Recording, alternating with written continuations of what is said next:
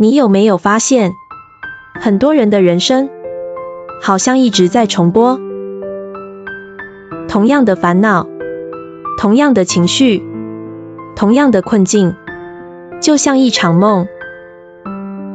很多时候，我们不是活着，只是习惯的过日子，习惯讨好别人，习惯压抑自己，习惯怀疑自己。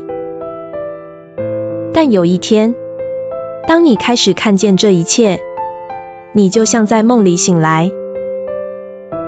人生没有突然改变，但你开始有选择。选择不再重播旧剧本，选择活出真正的自己。如果人生是一场梦，你会选择继续做梦，还是开始清醒？